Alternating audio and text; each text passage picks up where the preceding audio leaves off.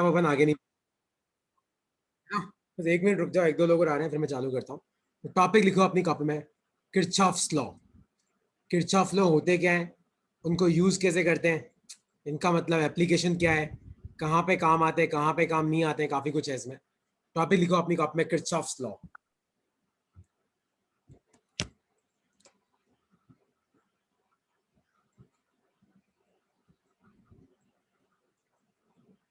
ठीक है, अब तुम ध्यान से सुनो। तो किरचॉफ के बेसिकली दो लॉ हैं, तो लिखो अपनी कॉपी में, किरचॉफ्स लॉ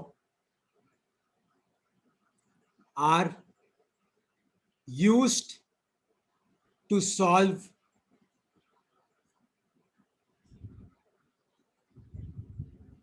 इलेक्ट्रिकल सर्किट्स। तो किरचॉफ लॉ का काम क्या है, इलेक्ट्रिकल सर्किट्स के जो क्वेश्चन होते हैं ना, उनको सॉल्व करने के काम आता है। और किरचॉफ के बेसिकली दो लॉ हैं। तो बेसिकली किरचॉफ के दो लॉ हैं, एक का नाम है के सी एल और दूसरे का नाम है के वी एल। तो किरचॉफ के बेसिकली दो लॉ हैं, एक का नाम है के सी एल। तो के सी एल का मतलब है किरचॉफ्स करंट लॉ। तो एक है आपका केसीएल, किरचॉफ्स करंट लॉ, एक है आपका केवीएल। केवीएल का मतलब है किरचॉफ्स वोल्टेज लॉ। इसका मतलब क्या है, Kirchhoff's voltage law.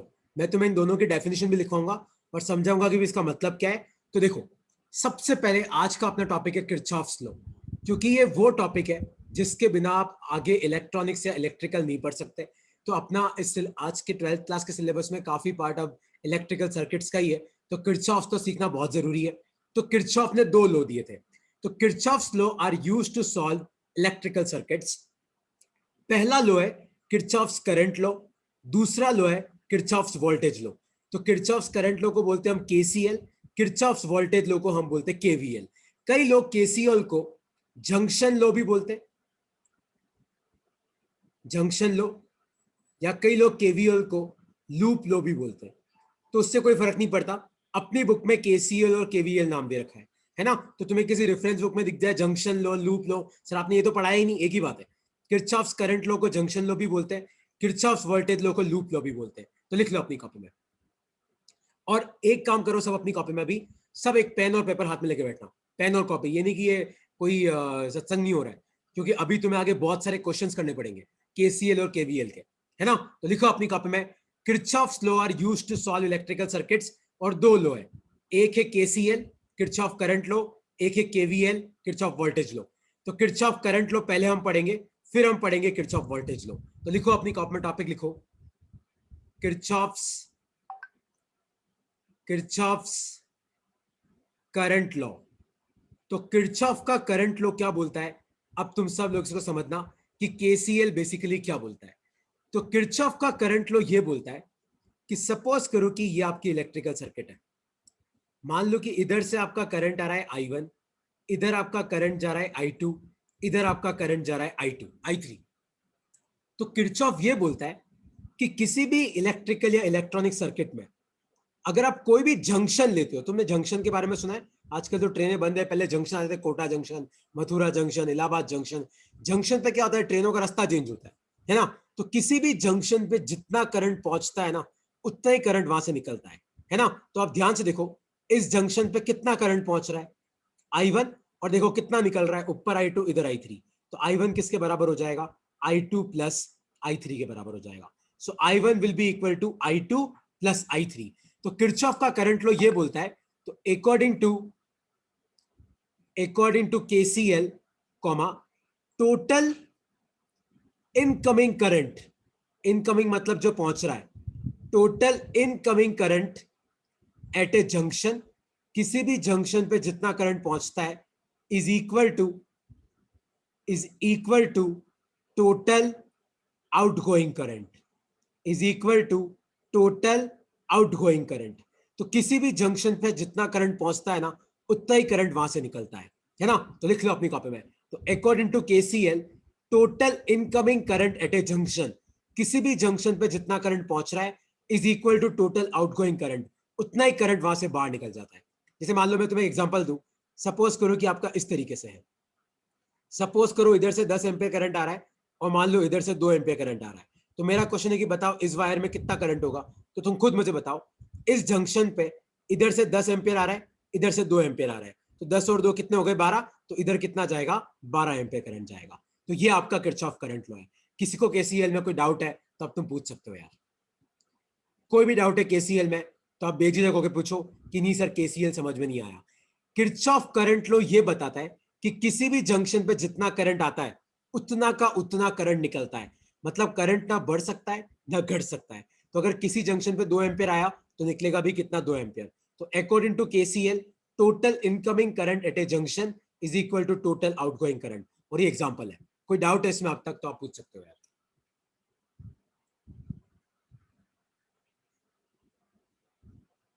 No doubt. आया सबको समझ में कि डाउट है? समझ में आ गया सर। समझ में आ गया। तो अब एक क्वेश्चन तुम लोगों को सॉल्व करके बताना है। तो क्वेश्चन है ये, सपोज करो कि आपके पास इस तरीके से कोई सर्किट है, ठीक है। मान लो कि इधर से करंट आ रहा है 10 एम्पियर, मान लो ऊपर से करंट आ रहा है 10 एम्पियर, और मान लो इधर से भी करंट आ रहा है 10 एम्पियर। तो मेरा क्वेश्चन है, ये एक वायर है ए बी, तो मेरा क्वेश्चन है find value and direction of current in A B. तो आपको बताना है कि ए बी में करंट कितना होगा और करंट की वैल्यू कितनी होगी। ट्राई करो, कैसे करोगे सोचो। देखो इधर से 10 आ रहा है, इधर से 10 आ रहा है, इधर से 10 आ रहा है। तो आपको बताना है ये जो ए बी वाला वायर है इसमें कितना करंट होगा। सोचो, सब दिमाग लगाओ। देखो यहां से 10 आ रहा है, यहां से 10 आ रहा है, तो आप मुझे बताओ इधर कितना जाएगा, 20 एम्पियर जाएगा कि नहीं जाएगा। क्योंकि किसी भी जंक्शन पे जितना करंट आता है उतना जाता है। तो इधर से 10 आ रहा है, ऊपर से भी 10 आ रहा है, तो 10 और 10 20 हुआ कि नहीं हुआ। अब देखो इधर से 20 एम्पियर आ रहा है, इधर से 10 एम्पियर आ रहा है। तो आप मुझे ध्यान से देखिए बताओ, ए वाले जंक्शन पे इधर से 20 आ रहा है, इधर से 10 आ रहा है, तो आ कितना रहा है 30। तो यहां पे नीचे कितना जाएगा 30 एम्पियर जाएगा। तो ये आपका आंसर है। आया समझ में कि नहीं समझ में आया, कैसे करते हैं कि डाउट है। तो आपका आंसर आएगा 30 ampere from A to B. तो 30 एम्पियर का करंट और कहां से कहां फ्लो कर रहा है, ए से लेके बी की तरफ फ्लो कर रहा है। कोई डाउट है इसमें तो तुम पूछ सकते हो मुझे अब।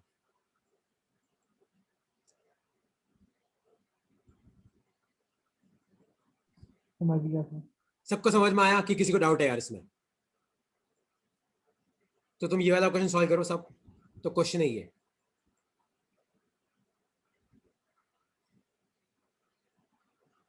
मान लो कि इसमें 6 एम्पियर आ रहा है, ऊपर 6 एम्पियर जा रहा है, और मान लो कि इसमें 2 एम्पियर आ रहा है और इसमें भी 2 एम्पियर आ रहा है यहां से। तो आपको बताना है कि इस वायर में कितना करंट होगा ए बी में। ट्राई करो, find current in A B. तो ए बी वाले वायर में कितना करंट होगा सोचो।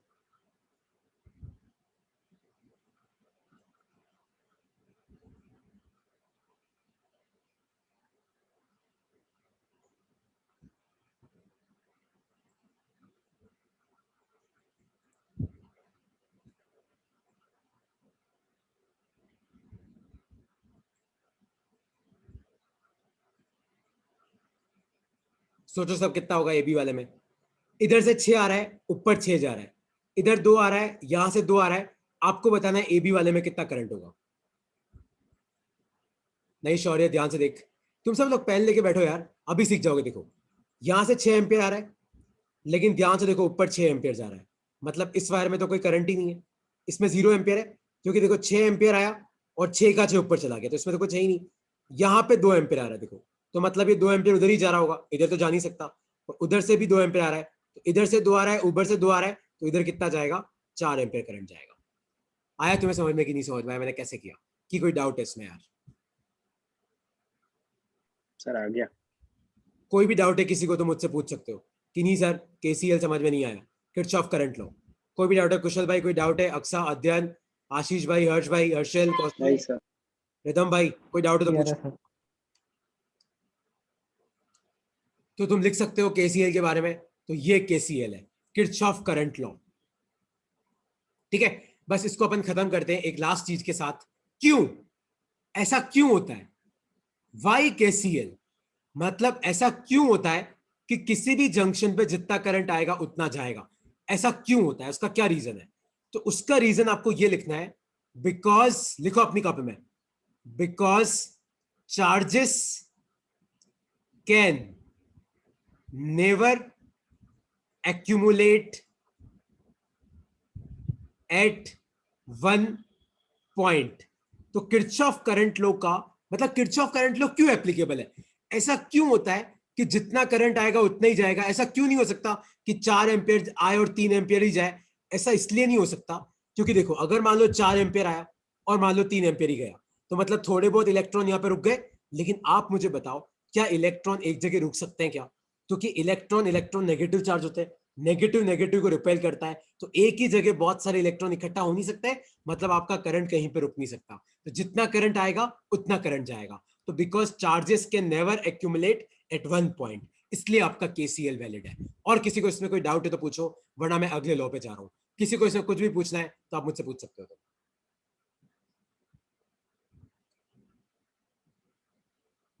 कोई भी डाउट है किसी को तो अभी आप क्लियर करो, वरना अपन केवीएल पे जा रहे हैं।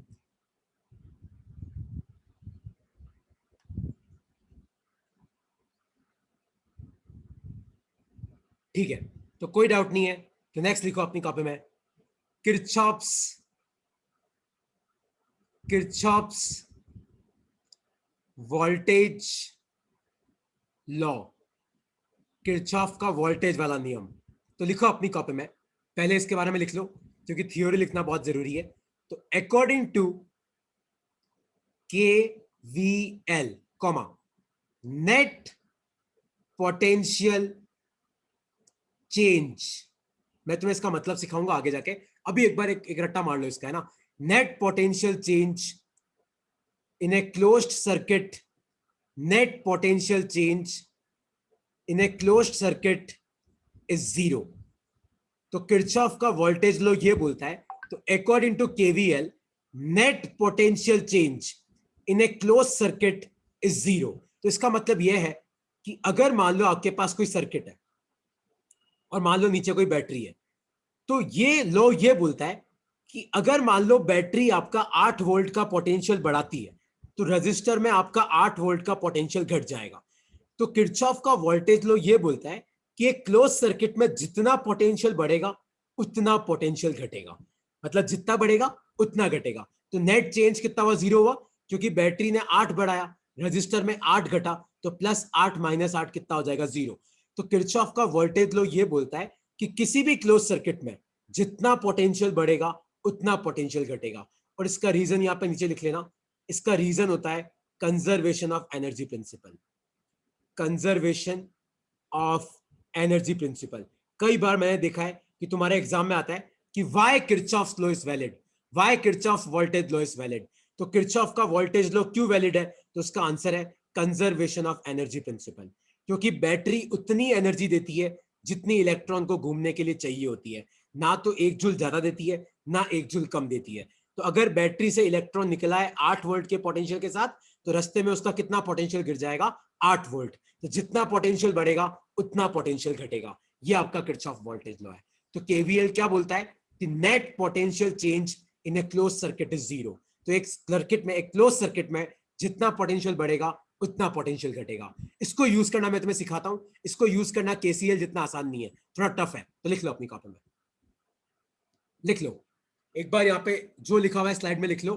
मतलब ये तो आपका लॉ है, ये आपका रीजन है, ये डायग्राम मत बनाना अपनी कॉपी में, लिख लो अपनी कॉपी में। और इसमें कोई डाउट है तो पूछ सकते हो तुम। सर एक बार वापस एक्सप्लेन करूँ ना, इसका वापिस कर देते, मतलब क्या एक्सप्लेन है? वापिस कर देते, कोई दिक्कत नहीं है। एक बार लिख ले हर्ष, वापिस एक्सप्लेन कर देते इसको, एक बार लिख लो इसको।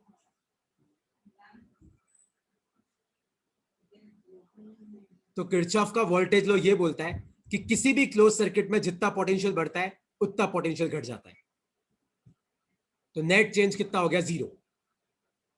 इसका रीजन क्या है? Conservation of energy principal. ठीक है, जैसे वापस समझाता हूं मैं हर्ष, और तुम सब यहाँ पे ध्यान से देखना। सपोज करो कि ये तुम्हारे पास एक बल्ब है, मान लो ये तुम्हारे पास एक और बल्ब है, मान लो ये बैटरी है, और मान लो कि बैटरी 10 वोल्ट की है। तो मान लो कि बैटरी ने 10 वोल्ट का पोटेंशियल बढ़ाया।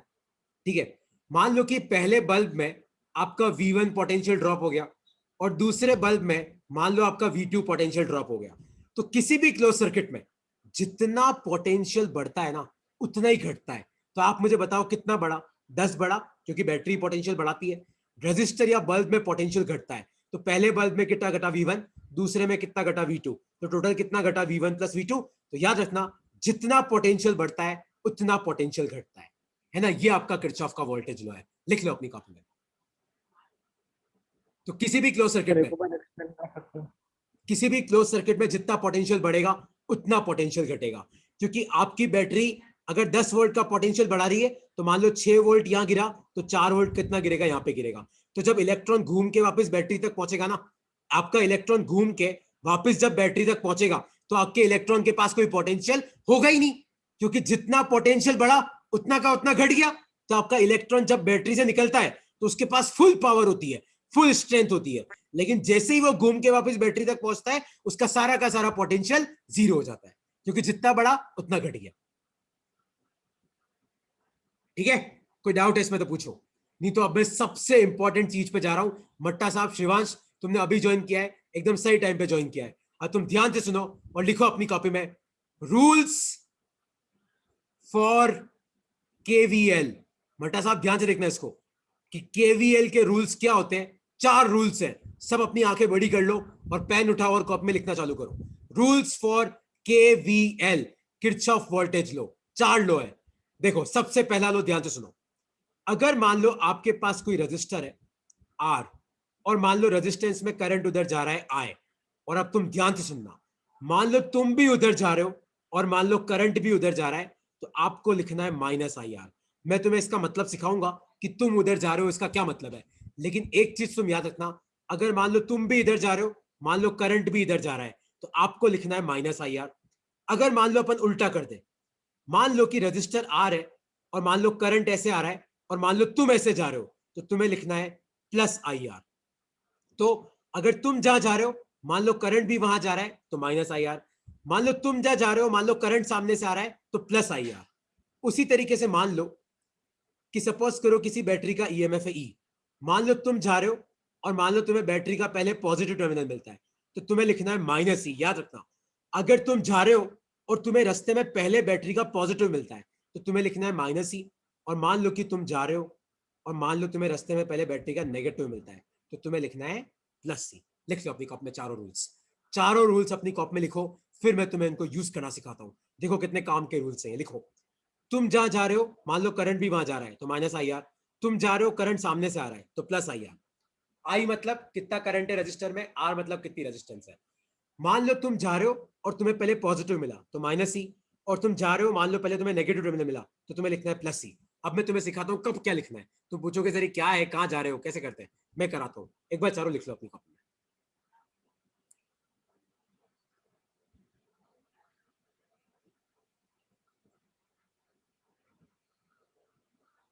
लिख लिया सबने? तो तुम जहां जा रहे हो, करंट भी वहीं जा रहा है, तो -IR। तुम जहां जा रहे हो, करंट सामने से आ रहा है, तो +IR।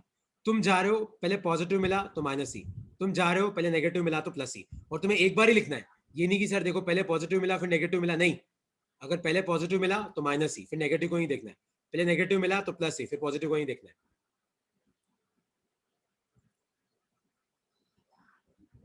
ठीक है, चलो अब मैं तुम्हें इनको यूज करना सिखाता हूं। अब तुम सब ध्यान से देखना, मैं इनको यूज करना सिखाता हूं। सबसे सिंपल सर्किट मैं ये ले रहा हूं। मान लो कि ये रजिस्टर R है, और मान लो कि ये किसी बैटरी से कनेक्टेड है, और मान लो बैटरी का EMF है E, और मान लो मेरा क्वेश्चन है फाइंड करंट इन R। तो आपको बताना है कि इस रजिस्टर में कितना करंट है। अब तुम सब ध्यान से देखना और इसको समझने की कोशिश करना। तुम्हारे एग्जाम में ऐसी सर्किट आएगी, ठीक है। सबसे पहला काम पता है तुम्हें क्या करना है? तुम्हारी बैटरी का जो पॉजिटिव टर्मिनल होता है ना, वहां से करंट निकालना आए। तो यहाँ पे भी आई जाएगा, यहाँ पे भी आई जाएगा, रेजिस्टर में आई जाएगा, निकलेगा भी आई, यहाँ पे भी आई होगा, और बैटरी में वापस कितना पहुंचा आई। तो सबसे पहला काम तुम्हें क्या करना है, सबसे पहला काम तुम्हें करना है करंट डिस्ट्रीब्यूशन। सबसे पहला काम तुम्हें क्या करना है, करंट डिस्ट्रीब्यूशन। अब दूसरा काम क्या करना है, देखो दूसरा काम तुम्हें यह करना है, जहां पे भी ये तिकोना होता है ना, तिकोना ऐसे तिकोने, वहां पे नाम दे दो, ए बी सी डी, ऐसे जितने भी तिकोने तुम्हें दिखते हैं, तिकोने मतलब जहां पे ऐसा बैंड आ रहा है, अगर बैंड नहीं आ रहा है तो भी तुम नाम दे सकते हो, तुम्हारे ऊपर है। पर जैसे 4 नाम दे दिए, दूसरा नाम क्या है, मेक लूप पॉइंट्स, आपके लूप में आप पॉइंट्स लगा लो। अब तीसरा काम क्या है, देखो ध्यान से देखना, पहला काम क्या है, करंट निकालो, दूसरा काम क्या है, लूप पॉइंट लगाओ। अब तुम्हारी इच्छा हो वो लूप लो, लेकिन लूप कैसे लेना है, देखो मान लो मैं ए से लूप चालू करता हूं, तो ए बी सी डी ए, तो जहां से आपने चालू किया आपको खत्म भी वहीं लाके करना है। आपकी इच्छा हो वैसे घूम सकते हो, तुम बोले नहीं सर मेरे को तो ऐसे घूमना है, ए डी सी बी ए, मुझे कोई फर्क नहीं पड़ता, तुम क्लॉकवाइज घूमो एंटी क्लॉकवाइज घूमो, तुम्हारे ऊपर है, कोई फर्क नहीं पड़ेगा। ठीक है, तो मान लो मैं ये वाला लूप लेता हूं, कौन सा, ए बी सी डी ए। अब देखो इसके लिए अपन किरचॉफ इक्वेशन कैसे लिखेंगे, अब ध्यान से देखना इसके लिए कैसे लिखेंगे। देखो A B C D A loop ले लिया, तो देखो पहला काम क्या है, करंट डिस्ट्रीब्यूट करना, दूसरा काम क्या है, मेक लूप पॉइंट्स, तीसरा पार्ट का काम क्या है, टेक अ लूप, एक लूप सेलेक्ट करना है। लेकिन याद रखना लूप का जो इनिशियल पॉइंट है ना, फाइनल पॉइंट भी वही होना चाहिए। देखो इनिशियल पॉइंट ए है तो फाइनल पॉइंट भी है, ए बी सी डी है। अब देखो मैं इक्वेशन कैसे लिखता हूं, अब तुम सब ध्यान से देखना, ए बी सी डी है, इसका मतलब पहले मुझे ए से बी जाना है, तो देखो अपन ए से बी का रास्ता तय करते हैं, तो गाड़ी निकालो, चलो ए से बी। ए से बी रास्ते में कुछ नहीं है, ना तो कोई बैटरी है ना कोई रजिस्टर है, छोड़ो खत्म हो गया। अब अपन चलते बी से सी, तो टर्न लो और चलो बी से सी। अब अपन जाएंगे बी से लेके सी तक, कहां जाएंगे, बी से लेके सी तक। तो आप जहां भी बी से सी, ध्यान से देखो आप कैसे जा रहे हो बी से सी, और ध्यान से देखो आपका करंट भी उधर है। तो मैंने तुम्हें क्या सिखाया था कि आप जहां जा रहे हो आपका करंट भी उधर जा रहा है, तो आपको क्या लेना है, बी से लेके सी के लिए आपको क्या लिखना है, माइनस आई आर। आया समझ में, क्योंकि करंट है आई, रेजिस्टेंस है आर, सी पे पहुंच गए। अब सी से लेके डी तक, तो सी से लेके डी तक आप आ भी नीचे रहे हो, ध्यान से देखो करंट भी नीचे है, लेकिन सी से लेके डी तक रास्ते में तो कुछ है ही नहीं, तो कुछ करने की जरूरत ही नहीं है, बात खत्म। अब फाइनली तुम्हें कहां से कहां जाना है, डी से लेके ए तक, तो फाइनली तुम्हारी गाड़ी डी से लेके ए तक जा रही है। पर ध्यान से देखो जब तुम डी से लेके ए तक जा रहे हो तो पहले आपको नेगेटिव मिला, तो आपको लिखना है प्लस ई, और फिर आप ए तक पहुंच गए तो इक्वल टू करके लिखना है 0। ये बन गई तुम्हारी इक्वेशन। तो ई को अपन क्या लिख सकते हैं, आई आर, तो आई को अपन क्या लिख सकते हैं, ई अपॉन आर। ये आपका आंसर है। आया तुम्हें समझ में कि नहीं समझ में आया, एक क्वेश्चन से तो ये किसी को समझ में नहीं आया आज तक, कम से कम 5-6 क्वेश्चन करोगे तब जाके थोड़ी दिमाग में हवा लगेगी कि ये है क्या चीज। पर तुम्हें इस क्वेश्चन में कोई डाउट तो पूछो। तो चौथी इक्वेशन क्या सर है, बेसिकली ये ई है क्या? ई मतलब बैटरी का पोटेंशियल। जैसे मान ले 10 वोल्ट की ओके। बैटरी है, तो ई की जगह 10 वोल्ट आ जाएगा, 20 वोल्ट की बैटरी तो 20 वोल्ट आ जाएगा। ओके। ये लिख लो, मैं तुम्हें अभी भी बोल रहा हूं एक क्वेश्चन से समझ में नहीं आता है, मैं एक और मैं पूरा करूंगा फिर अगला तुम्हें दूंगा, ठीक है। ये लिख लो अपनी कॉपी में यार, और किसी को कुछ पूछना है तो आप अनम्यूट करके पूछ सकते हो यार। कौस्तुभ सर समझ में आया, मटा साहब कोई डाउट है, कुशाग्र यश क्लियर हुआ कि डाउट है सबको।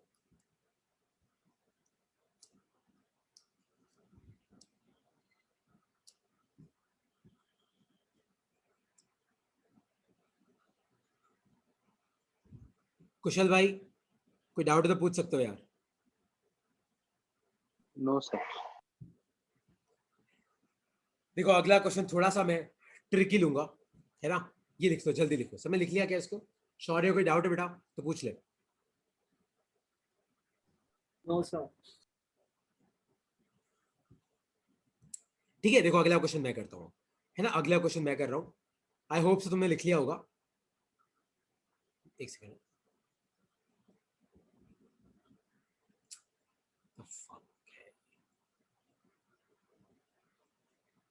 भाई ये क्या है, चलो कोई नहीं। देखो अब क्वेश्चन ये है, मान लो सपोज करो कि तुम्हारे पास, एक सेकंड ना, मान लो कि तुम्हारे पास ऐसी सर्किट है,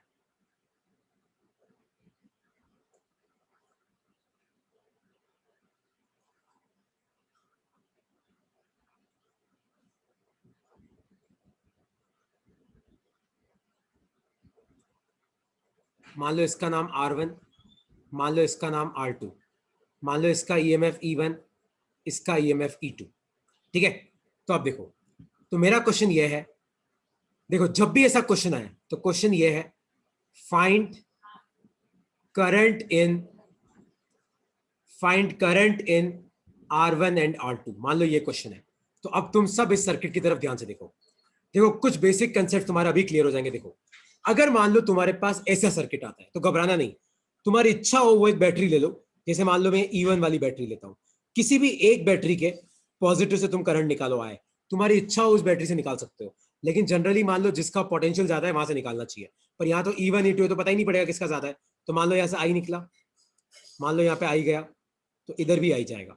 तो R1 में आई जाएगा तो निकलेगा भी आए, R2 में आई जाएगा तो निकलेगा भी आए, इधर आपका वापस आई आएगा, इधर आपका वापस आई आएगा। अब कई बच्चों को डाउट होता है कि सर बैटरी में करंट घुस भी सकता है क्या? हाँ भाई, बैटरी में करंट घुस सकता है, पर याद रखना जितना करंट बैटरी में जाएगा ना उतना ही वापस बैटरी से निकलेगा। ऐसा नहीं कि सर बैटरी लगी तो करंट चेंज हो जाएगा, नहीं होगा। बैटरी में जितना जाएगा उतना ही निकलेगा।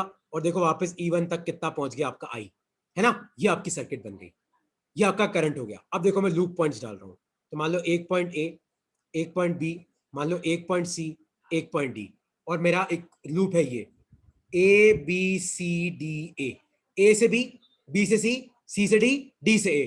अब तुम सब इसके लिए इक्वेशन लिखने का ट्राई कर सकते हो क्या अपनी कॉपी में? तुम ट्राई करो, देखो तुम्हारा एटमेस्ट गलत ही होगा, उससे ज्यादा तो हो नहीं सकता। जब मैं लिखूंगा ना अपन चेक कर लेंगे तुम क्या गलती कर रहे हो क्या नहीं कर रहे हो। ट्राई करोगे? लिखो इक्वेशन, लिखो अपनी कॉपी में ABCDA के लिए, लिखो, ट्राई करो, करो सब लोग ट्राई करो ABCDA के लिए। अक्सर बेटा ट्राई करो, अध्ययन साहब करो, ट्राई करो ABCDA के लिए। तो पहले आप A से B जाओ, फिर आप B से C जाओ, फिर आप C से D जाओ, फिर आप D से A जाओ।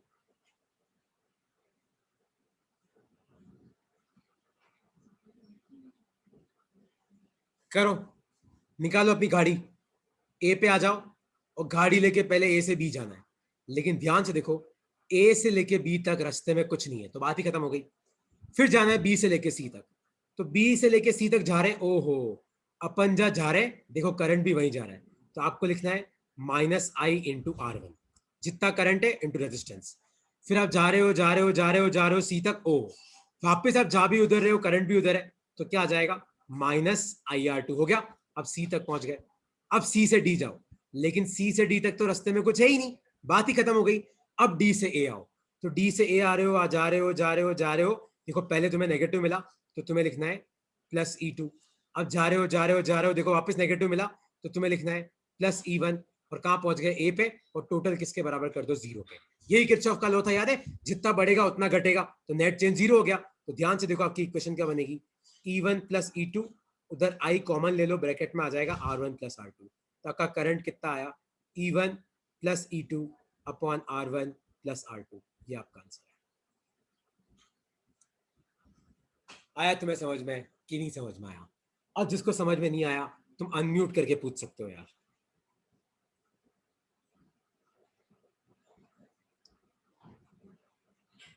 आशीष तुम्हें समझ में आया बेटा कि नहीं समझ में आया यार? कुशाग्र भाई क्लियर हुआ कि नहीं क्लियर हुआ यार? देखो मेरे लिए जानना बहुत जरूरी है यार, तुम मानो या नहीं मानो। हर्षल पक्का क्लियर हुआ? ये बेसिक है, देखो ये आ गया तो बस तुम्हें ट्रिक समझ में आ गई। तो अब थोड़ा सा अपन अच्छा क्वेश्चन भी कर सकते हैं ना, कम से कम इतने तो करें कि अपने बुक के लेवल तक चले जाए। हाँ सिद्धार्थ भाई, कहाँ डाउट आ रहा है तुम्हें? मुझे डाउट पूछना पड़ेगा कि नहीं सर यहाँ पे समझ में नहीं आया है ना?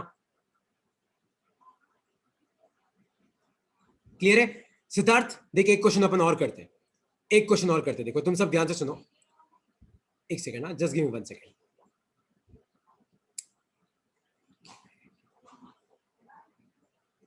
क्या हो गया इसको?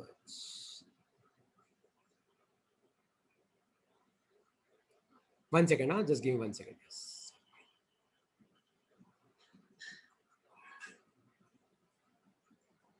ओके, तो जैसे मान लो कि मैं तुम्हें ये वाली सर्किट देता हूं, सपोज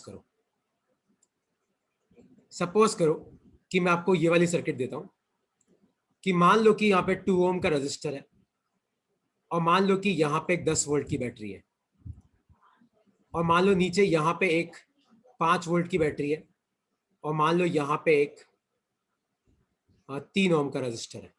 ठीक है, तो मेरा क्वेश्चन है फाइंड करंट इन रजिस्टर्स। तो आपको बताना है कि इन रजिस्टर्स में कितना करंट होगा। सिद्धार्थ देख बेटा, ध्यान से देखना। देखो जब भी ऐसा क्वेश्चन आए ना, सब लोग ध्यान से देखो। तो अब तुम्हारे पास 2 बैटरी है, 10 वोल्ट 5 वोल्ट। तो तुम बोलोगे सर यार अब क्या करें हम, तो किसका पोटेंशियल ज्यादा है 10 का, तो उसके पास चले जाओ और उसका पॉजिटिव मतलब ये देखो, बड़ा वाला डंडा पॉजिटिव, छोटा वाला नेगेटिव। तो यहां से करंट निकालो आए, तो इसमें आई जाएगा, यहां से आई आएगा, तो इधर आई जाएगा, यहां पे आई आएगा, इधर आपका आई आएगा, 5 में घुसेगा भी आए, निकलेगा भी आए, तो यहां पे ऊपर आई पहुंचा, आई हो गया। अब लूप पॉइंट्स लगा लो, ए बी सी डी, तुम्हारी इच्छा उसको ए लो यार, कोई फर्क नहीं पड़ता। और अब ये वाला लूप ले लो, ए बी सी डी ए। चलो सब ट्राई करो, क्या आएगा इसका आंसर। ए से बी से सी से डी से ए। तुम्हें आई निकालना है, करो जल्दी करो यार, सबको आई निकालना है।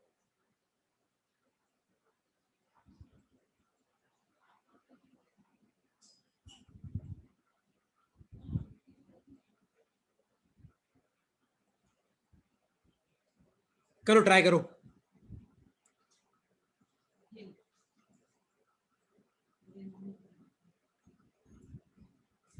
शौर्य तेरा 3 आ रहा है, 3 नहीं आएगा शौर्य, ट्राई कर वापस। पहले आपको ए से बी आना है, फिर आपको बी से सी जाना है, फिर आपको सी से डी जाना है, फिर आपको डी से ए जाना है। तो पहले अपन ए से बी चलते, देखो तो ए से बी तो रास्ते में कुछ है ही नहीं, बात ही खत्म हो गई। फिर अपने को बी से सी जाना है, तो आप जहां भी बी से सी रहे हो, देखो आपका करंट भी उधर की तरफ है। तो इस 3 ओम के लिए अपन क्या लिखेंगे, माइनस आई आर, तो माइनस आई इंटू 3 लिखेंगे, हो गया माइनस आई आर। फिर देखो आप बी से सी जा रहे हो, देखो आपका करंट भी उधर जा रहा है, तो माइनस आई आर। फिर अपने को पहले पॉजिटिव मिला, तो अपन लिखेंगे -5। ठीक है, चलो सी तक पहुंच गए। अब सी से डी जाना है, पर सी से डी तो रास्ते में कुछ है ही नहीं, बात ही खत्म हो गई। अब अपने को डी से ए जाना है, लेकिन तुम ध्यान से देखो, तुम जब डी से ए जाओगे तो पहले आपको नेगेटिव मिला, तो आपको लिखना है +10। और फिर तुम जा रहे हो डी से ए, देखो आप जा भी उधर रहे हो, करंट भी उधर है, तो आपको लिखना है -i इंटू 2 इक्वल टू हो जाएगा 0। सॉल्व करो कितना आया, देखो -3i -2i, तो -5i, -5 + 10, तो +5 इक्वल टू 0। तो ये कितना आ जाएगा, -5i इक्वल टू -5, माइनस से माइनस गया, 5 से 5 गया, तो आपका करंट कितना आया, 1 एम्पियर। ये इसका आंसर है। अब तुम मुझसे पूछ सकते हो तुम्हें कहां दिक्कत हो रही है।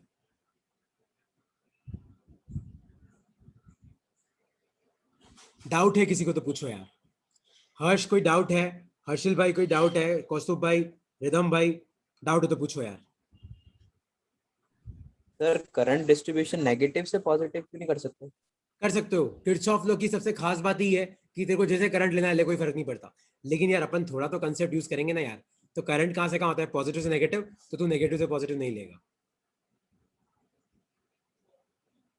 सिद्धार्थ 5 वोल्ट देख इस बैटरी का है, 10 वोल्ट देख इस बैटरी का है।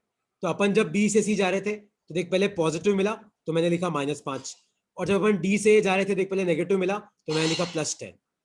क्योंकि जाते वक्त पहले अगर पॉजिटिव मिलता है तो अपन माइनस ही लिखते हैं, और जाते वक्त पहले नेगेटिव मिलता है तो अपन प्लस ही लिखते हैं। ठीक है, बस आज का अपन एक लास्ट क्वेश्चन और कर रहे हैं, जो सबसे इंपॉर्टेंट क्वेश्चन है। सब ध्यान से देखना उसको, है ना, सब ध्यान से देखना कि ऐसी सर्किट कैसे सॉल्व करते हैं। ये सबसे कॉम्प्लेक्स सर्किट जो तुम्हारे आ सकती है। मान लो कि ये एक रजिस्टर है R1,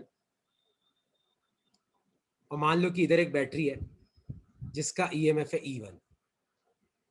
ठीक है, और मान लो कि नीचे एक और रजिस्टर है R2, और मान लो नीचे एक बैटरी लगी है जिसका EMF है E2। ठीक है, अब मान लो तुम्हें क्वेश्चन आता है एग्जाम में कि इस सर्किट को सॉल्व करके बताओ, इस सर्किट को सॉल्व करके बताओ कि कौन से रजिस्टर में कितना करंट है। सिद्धार्थ एक सेकंड ये क्वेश्चन करा दो, फिर तेरा 2 वोल्ट देखता हूं मैं कहां से आया। देखो अब तुम्हें क्या करना है, देखो तुम सब ध्यान से देखना। अब सिर्फ 2 बैटरी है, तो मान लो कि इसका पोटेंशियल ज्यादा है, तो आप क्या करना, एक बात सामने दिख रही है, देखो आगे जाने पे अपने करंट के 2 पार्ट हो जाएंगे, क्योंकि इस जंक्शन पे पहुंचने के बाद थोड़ा ऊपर जाएगा थोड़ा नीचे, तो आप E1 से करंट कितना निकालो, I1 + I2। तो पहले से ही आप I1 प्लस I2 करंट निकालो, क्योंकि अपने को पता है कि आगे जाके दो पार्ट हो जाएंगे। तो मान लो ऊपर गया I1, यहाँ पे आया I1, इधर आया I1, यहाँ पे आया I1, इधर आया I1। अब नीचे भेज दो I2, तो यहाँ गया I2, इधर आया I2, इधर आया I2, यहाँ पे आया I2, इधर आया I2। ध्यान से देखो, ऊपर से I1 आ रहा है, नीचे से I2 आ रहा है, तो इधर कितना जाएगा I1 प्लस I2। ऐसे करंट डिस्ट्रीब्यूट करना है। तो अगर ऐसे क्वेश्चन आए तो आप चेक करना कि आपकी बैटरी से थोड़ा आगे जाने पे कहीं करंट टूट तो नहीं रहा है। अगर करंट टूट रहा है तो पहले से ही करंट के दो पार्ट कर दो, तो एक ऊपर भेजा, एक नीचे भेजा। अब लूप पॉइंट्स लगा देते अपन, ए बी सी डी ई और एफ। अब तुम मुझे इसके लिए इक्वेशन लिख के बता सकते हो, ए बी सी एफ ए, मतलब ए से बी से सी से एफ से ए। एक इसके लिए लिख के बताना है आपको, A B C D E F A, इन दोनों के लिए ट्राई कर सकते हो। कैसे आएगी इक्वेशन, करो, ट्राई करो। तो पहला काम है करंट डिस्ट्रीब्यूट करना, दूसरा काम है लूप पॉइंट लगाना, तीसरा लूप आइडेंटिफाई करना कौन सा लूप लिया है, फिर इक्वेशन लिखना। ए बी सी एफ ए, तो पहले अपने को ए से बी जाना है, तो ए से लेके बी जाते हैं। तो जब आप ए से बी जा रहे हो तो आप जहां भी उधर रहे हो करंट भी उधर है, तो क्या आ जाएगा माइनस आई आर, तो minus I1 R1, minus I R आ जाएगा, तो माइनस I1 R1। ठीक है, क्योंकि इसमें करंट कितना है I1, रेजिस्टेंस कितना है R1। बी पे आ गए, फिर आपको बी से सी जाना है, लेकिन बी से लेके सी तक तो रास्ते में कुछ है ही नहीं, बात ही खत्म हो गई। फिर आपको सी से एफ जाना है। तो जब आप सी से एफ जा रहे हो, देखो पहले आपको नेगेटिव मिला तो आपको लिखना है प्लस E1, एफ तक पहुंच गए, फिर आपको एफ से ए जाना है, तो एफ से ए जाते वक्त रास्ते में कुछ नहीं है, तो इक्वल टू क्या आ जाएगा, 0। आगे इक्वेशन। और फिर A B C D E F A के लिए देखो, पहले आपको ए से बी जाना है वापस सेम, माइनस I1 R1, फिर आपको बी से सी जाना है, कुछ नहीं है, फिर आपको सी से डी जाना है, रास्ते में कुछ नहीं है, फिर आपको डी से ई जाना है। लेकिन जब आप डी से ई जा रहे हो तो पहले आपको नेगेटिव मिला, तो आपको लिखना है प्लस E2। फिर आप देखो, ध्यान से देखो, आप जा रहे हो डी से ई, पर देखो करंट सामने से आ रहा है, तो आपको क्या लिखना है, प्लस I2 R2। ये करंट सामने से आता है तो प्लस IR, तो ई तक पहुंच गए।